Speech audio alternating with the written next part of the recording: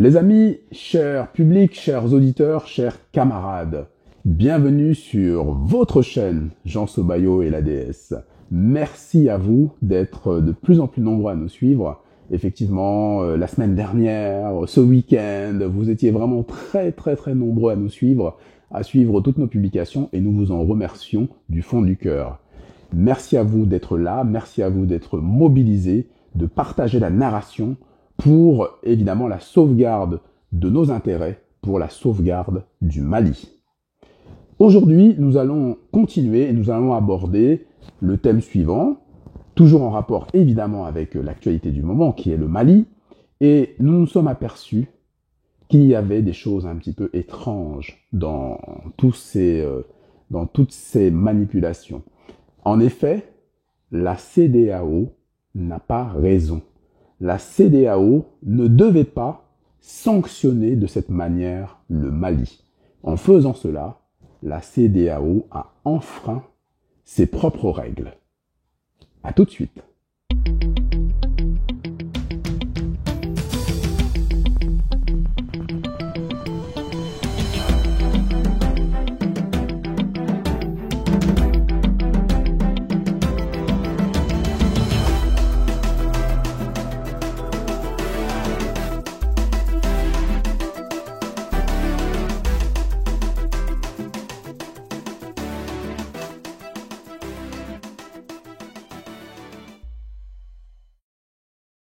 Très bien. Alors avant de commencer cette émission et de vous donner nos analyses, nous savons que beaucoup d'entre vous attendent impatiemment nos analyses. Alors, tout de suite, vous likez, vous vous abonnez, alors c'est très facile à faire, ça se trouve en fait sur votre droite, juste en dessous sur votre droite, vous avez un petit chanteur, vous cliquez dessus, c'est rapide, et puis ça vous permet de marquer aussi votre élan solidaire, ça vous permet de nous envoyer aussi un message en nous disant que vous soutenez nos actions et qu'on est tous derrière la cause. Nous avons parlé samedi lors de notre live de la convergence de l'Afrique. Mais le sujet brûlant, chers auditeurs, chers amis, chers publics, chers camarades, il se passe des choses au Mali. Voilà un autre rebondissement. En effet, les mesures qui ont été prises par la CEDEAO sont des mesures illégales. Voilà qu'on accuse le Mali et les nouvelles autorités, dirigées par le colonel Assimi Goïta, on les accuse de pouvoir militaire, sous-entendu de dictature, etc. Alors que le peuple malien soutient le colonel Goïta, il y a eu une effervescence dans tout le pays. Des millions et des millions de Maliens se sont levés pour marcher ensemble et pour soutenir ce gouvernement actuel mené par le colonel Assimi Goïta. Et maintenant, qu'est-ce qu'on apprend? On apprend qu'en réalité, la CEDEAO n'a pas respecté les textes. En effet, les mesures qui ont été prises, les sanctions qui ont été prises à l'endroit du Mali sont des sanctions complètement illégales. Ainsi, chers amis, chers auditeurs, chers publics, chers camarades, le Mali a raison.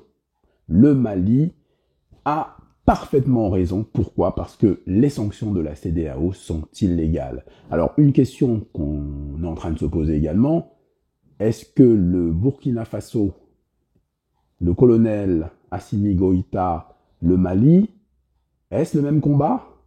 Telle est la question, parce qu'il s'en passe aussi des choses au niveau du Burkina Faso. Mais on y reviendra beaucoup plus tard, et peut-être lors du live qui aura lieu ce samedi à 21h, comme d'habitude. Alors revenons à nos moutons. Regardons un petit peu les mesures qui ont été prises par la CEDEAO à l'endroit du Mali. Premièrement, fermeture des frontières terrestres et aériennes entre les pays de la CEDEAO et le Mali. Premièrement, donc fermeture complète des frontières. C'est la technique de l'asphyxie. Bon. Ensuite, suspension, écoutez bien, suspension de toutes les transactions commerciales entre les pays de la CEDEAO et le Mali. Deuxième sanction. Troisième sanction, le gel, oui, vous avez bien entendu, le gel des avoirs du Mali dans les banques centrales et commerciales de la CEDEAO.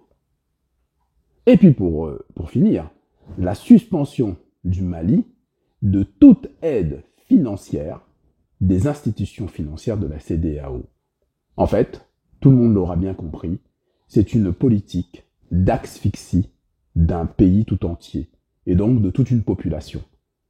On veut que les Maliens ne s'en sortent pas. On veut étouffer le peuple malien. Il ne s'agit pas simplement de mettre un frein à un régime. On ne veut pas de changement au Mali. On ne veut pas que le Mali soit démocratique. C'est ce qu'on a bien compris par rapport à certaines analyses. Parce qu'il va falloir réfléchir, les amis, sur la notion de démocratie. Nous avons, grâce au réseau, on peut dire merci pour une fois aux réseaux sociaux. On a accès à énormément d'informations. Il suffit que vous ayez des correspondants sur place pour vous montrer des images directement. Et donc, je tiens à redire aussi que nous sommes très contents de vous avoir fait partager cette info. On est très fiers de vous avoir partagé ces infos-là sur l'annulation des accords militaires avec la France et sur la création de la monnaie malienne. Parce que c'est vrai qu'il n'y a pas beaucoup de personnes qui en ont parlé, il n'y a pas eu beaucoup de bruit, en tout cas pas assez pour nous. Donc, revenons à nos moutons, vous voyez, les sanctions contre le Mali sont vraiment des sanctions non seulement énormes, mais elles sont illégales. Nous allons, dans pas longtemps, voir en quoi ces sanctions-là sont illégales. Vous allez tomber de votre chaise. Alors, en gros, pour justifier son action illégale, pour justifier ses méfaits, n'ayons pas peur des mots, ce sont des méfaits qui ont été commis par la CEDEAO, et c'est extrêmement grave, les amis. Il va falloir taper sur la table. C'est pas possible qu'une institution comme la CEDEAO ne respecte pas ses règles et pratique la fraude. C'est un manquement qui est terrible.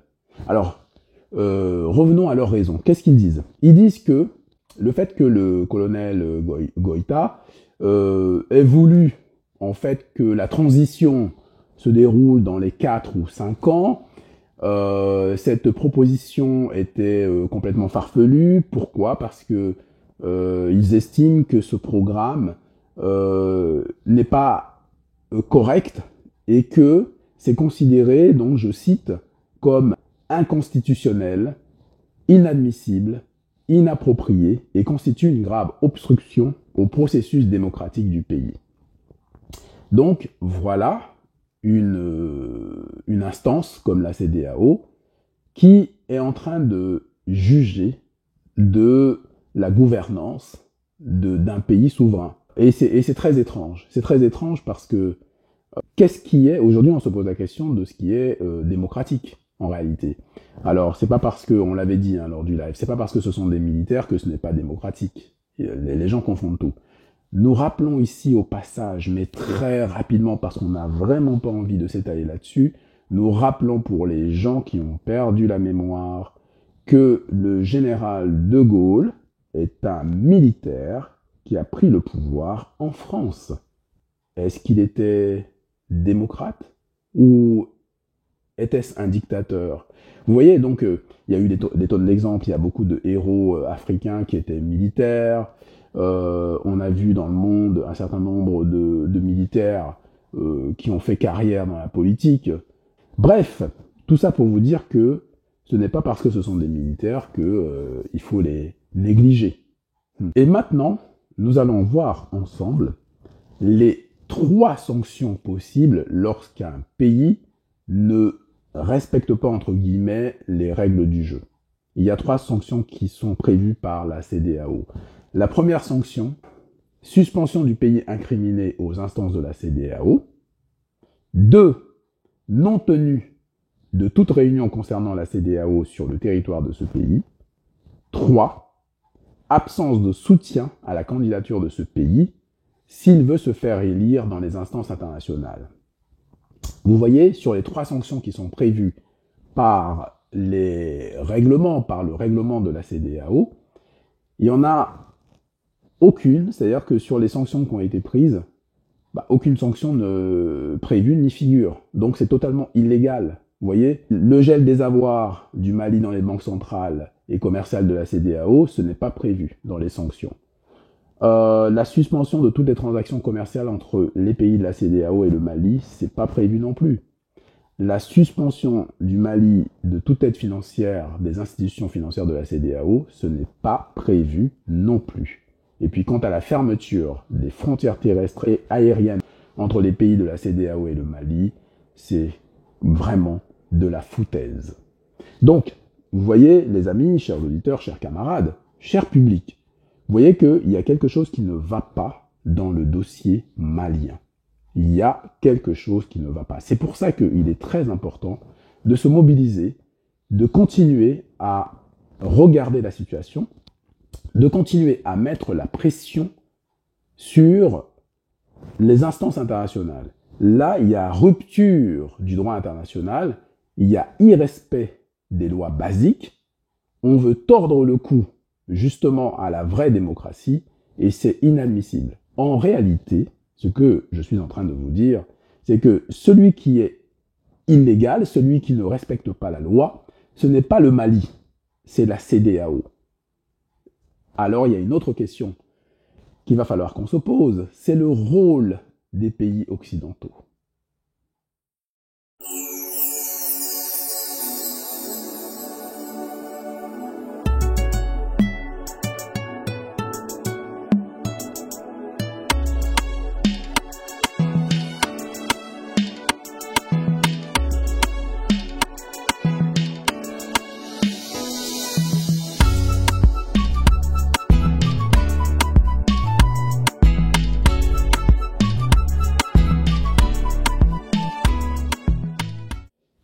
Depuis très longtemps, on reçoit tout le temps des leçons qui sont venues d'ailleurs, des leçons venues d'Occident, des leçons venues d'ailleurs pour nous apprendre à nous, Africains, ce qu'est la démocratie. Alors que la démocratie est née sur notre terre africaine. Nous avons toujours pratiqué la démocratie. La démocratie, c'est le peuple qui constitue la démocratie. C'est pas autre chose.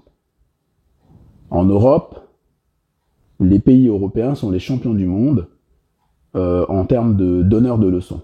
Mais observons un petit peu ce qui se passe en Europe. Est-ce qu'on peut penser que les démocraties européennes sont des modèles pour les pays africains? Regardons de près ce qui se passe. Alors il ne s'agit pas ici de mettre l'accent sur tel ou tel pays, mais on va en prendre quelques-uns des pays d'Europe. Prenez par exemple l'Espagne. Qu'est-ce qui s'est passé lorsque la Catalogne a voulu son indépendance? Vous avez vu ce qui s'est passé. Vous avez vu comment on a construit des artifices juridiques pour empêcher un peuple de s'autodéterminer. Avec la complicité de tous les autres, l'État espagnol a empêché la Catalogne d'être indépendante, avec la complicité des autres pays européens. Tout le monde l'a vu. Est-ce qu'on peut parler vraiment de démocratie? Il y a un problème lorsque les personnes qui veulent nous apprendre ce qu'est la démocratie ne l'appliquent pas chez elles. Donc ça veut dire qu'il y a un problème. On ne peut pas apprendre aux pays africains la démocratie si on ne l'applique pas soi-même dans son propre pays. Donc un exemple flagrant que tout le monde connaît. Nous avons vu dernièrement aux élections américaines qu'il y a eu soupçon de fraude. Est-ce que c'est exact? Il y a eu soupçon de fraude et jusqu'à maintenant, il y a des procédures qui sont en cours. Comment se fait-il que dans un pays aussi démocratique que les États-Unis, il y ait soupçon de fraude? Certains disent qu'il y a eu fraude. Des millions, plus de 70 millions de personnes disent qu'il y a eu fraude aux élections aux États-Unis. Est-ce que ce sont ces pays-là qui vont maintenant nous apprendre ce qu'est la démocratie? Donc il faut arrêter les foutaises. Aujourd'hui, ce qui se joue, c'est juste une question géostratégique, c'est une question d'intérêt économique. C'est pour ça que le Mali a une carte intéressante à jouer. Et les pays de la CEDEAO ne doivent pas exagérer.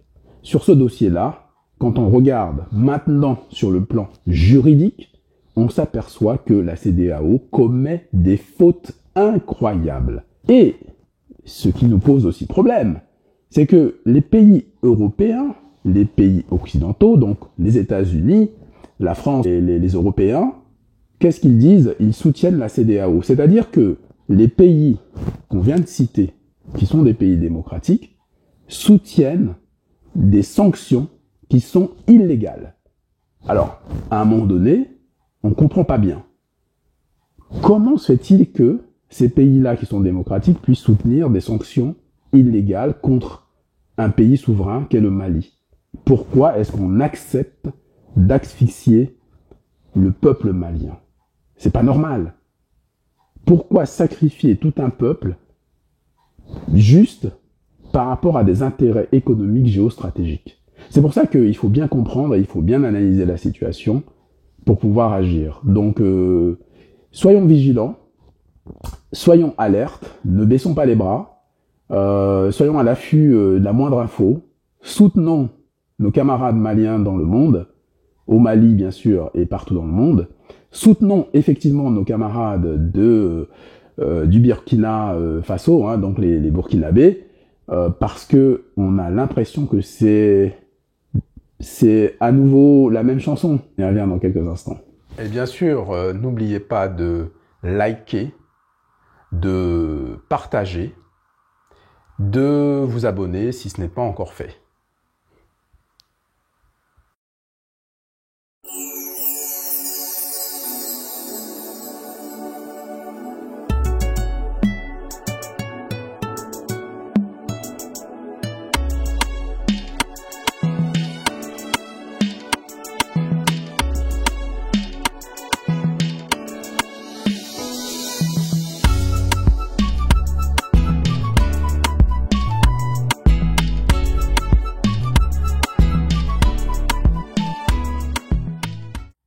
Alors, concernant le Burkina Faso, à l'heure où je vous parle, effectivement, on a des infos qui se précisent au fil des minutes. L'information que nous avons, c'est que effectivement, le président burkinabé est quelque part.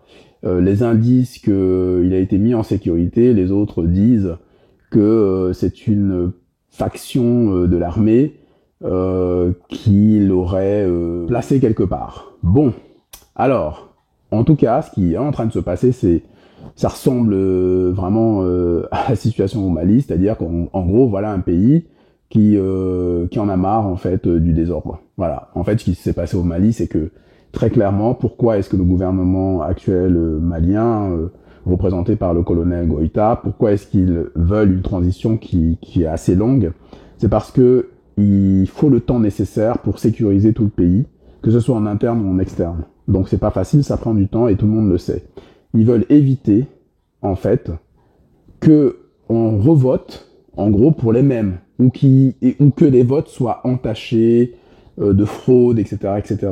Donc pour éviter qu'il y ait trop de choses bizarres, on verrouille d'abord, on met en place un cadre, et ensuite, on fait voter les gens.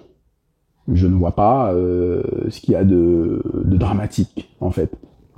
Alors, sur la durée, honnêtement, que ce soit 1 an, 2 ans, 3 ans, 4 ans, il appartient aux autorités maliennes et au peuple souverain de décider de leur calendrier. Nous, on va pas venir dans des pays qui ne nous concernent pas, leur dire qu'il faut qu'ils modifient leur calendrier. À un moment donné, faut quand même se calmer, quoi. Les pays sont souverains ou ne sont pas souverains, donc à un moment donné, il va falloir arrêter un petit peu cette hypocrisie. Et on a dit lors du live, effectivement, que le colonel, il a raison d'utiliser la rigueur militaire, parce qu'à un moment donné, trop c'est trop. Il a raison d'interdire à certains aéronefs de survoler le territoire souverain malien. Parce que l'Afrique n'est pas une poubelle. Et il faut que le peuple africain se défende. Voilà, le peuple africain, où qu'il se trouve, hein, la diaspora est concernée. C'est pas parce qu'on est en Europe qu'on ne doit pas regarder ce qui se passe sur notre continent. Nous sommes africains. Nous serons toujours africains. Quel que soit l'endroit où nous nous trouvons dans le monde, ça ne changera pas. Nos enfants sont africains. Nous sommes africains. Et ça ne peut pas changer. Donc si on fait du mal à la terre-mère, à notre terre, à nous, on nous fait du mal. Donc on est forcément concerné. Il ne faut pas se dire, je suis dans mon château, en Europe, voilà, j'ai mon travail, etc. Je suis bien, donc je me moque de ce qui se passe au pays, etc. Non, non.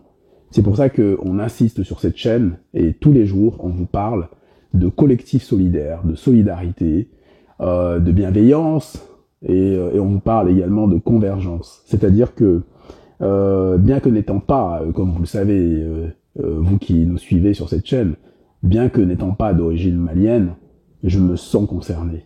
Je me sens concerné parce que ça touche l'Afrique.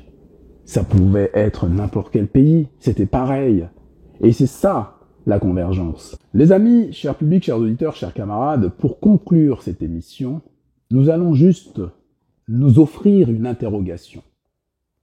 Comment cela se fait-il que des pays, entre guillemets frères, des pays camarades de la CEDEAO, puissent enfoncer à ce point le Mali? Comment se fait-il que les pays démocratiques comme la France, les États-Unis, les pays de l'Union européenne puissent soutenir des mesures qui sont illégales, des sanctions qui sont illégales? Comment des pays démocratiques peuvent se satisfaire du fait qu'un peuple entier comme le Mali va souffrir, va être asphyxié? Il y aura d'énormes dégâts. C'est vrai que toutes ces questions méritent des réponses. Nous savons qu'il y a des enjeux derrière qui sont immenses, hein, des enjeux géostratégiques, des enjeux financiers, des enjeux commerciaux, etc. Mais qu'est-ce qui arrive aux pays africains? Est-ce que ces pays-là n'ont pas les moyens d'agir? Est-ce que ces pays-là redoutent qu'à leur tour, il y ait des problèmes? Mais de toute façon, dans les différents pays africains, dans les années à venir ou dans les mois à venir, il y aura forcément des velléités de soulèvements populaires. Il y aura des soulèvements. On ne sait pas ce que ça va donner, mais on sait qu'il y aura, dans certains pays africains, des soulèvements. Il va se passer des choses. Ce qui se passe aujourd'hui, la façon dont les choses sont faites, ne correspond pas à ce que veulent les gens. Les gens ont soif, surtout les jeunes aujourd'hui, ont soif de démocratie. Ils veulent que les choses changent en Afrique.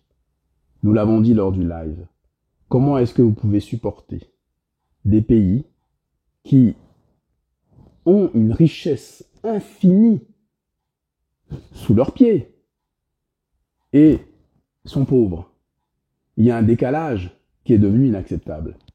C'est pour ça qu'il est temps d'agir, c'est pour ça qu'il est temps pour nous tous de faire quelque chose. Il est temps pour nous tous de nous battre pour la sauvegarde des intérêts de l'Afrique. Il est temps pour nous de nous battre pour la convergence. Il faut qu'on se dirige vers la convergence. C'est notre projet à nous pour l'Afrique 2022, la convergence. C'est pour ça qu'on vous invite évidemment samedi lors de notre live, de notre émission en direct. Nous vous invitons à venir débattre avec nous et puis envisager toutes les solutions. Analyser la situation et puis informer tous nos camarades qui se trouvent partout dans le monde. Nous savons que vous êtes très très nombreux à nous suivre désormais, hein, vous êtes un peu partout. Donc big up évidemment pour nos camarades maliens qui nous suivent partout, au Mali. Big up évidemment au Sénégal, parce que oui, le Sénégal, vous êtes très très nombreux à nous suivre également. Il y a évidemment d'autres pays africains. On nous regarde également au Canada. La communauté est partout en fait, hein. En Espagne, il y a une grosse communauté en Espagne. Il y a aussi une grosse communauté en Suisse qui nous regarde, en tout cas qui est très intéressée par ce qu'on est en train de dire aujourd'hui. Donc nous vous remercions de faire grandir évidemment notre chaîne, hein, en toute humilité, en toute modestie. Nous apprécions tout cela. Je vous laisse faire votre devoir conjugal. Donc vous likez, vous commentez, vous vous abonnez, c'est sur votre droite.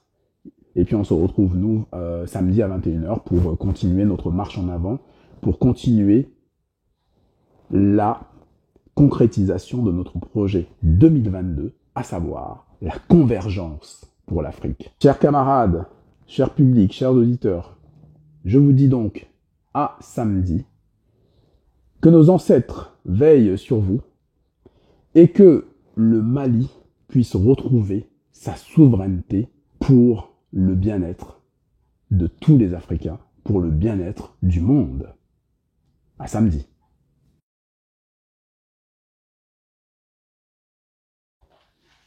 On ne peut pas terminer cette émission sans apporter notre grand soutien au peuple burkinabé. Il paraît que c'est le pays des hommes intègres. Alors, pensez bien à ceci. Si il se passe ce genre de situation, ce genre de problème, dans un pays qui est réputé, qui est le pays des hommes intègres, posez-vous la bonne question. Il se passe forcément quelque chose. Il y a quelque chose qui ne va pas. Donc, soutien au peuple burkinabé. Nous sommes avec vous. Nous sommes de tout cœur avec vous. Et nous allons étudier évidemment de très près cette situation pour pouvoir analyser comme on fait tout le temps ici sur cette chaîne. Merci à vous. Bravo aux camarades africains, où qu'ils soient dans le monde. Nous sommes avec vous de tout cœur. Nous nous dirigeons vers la convergence. C'est l'objectif commun qui compte. À très vite.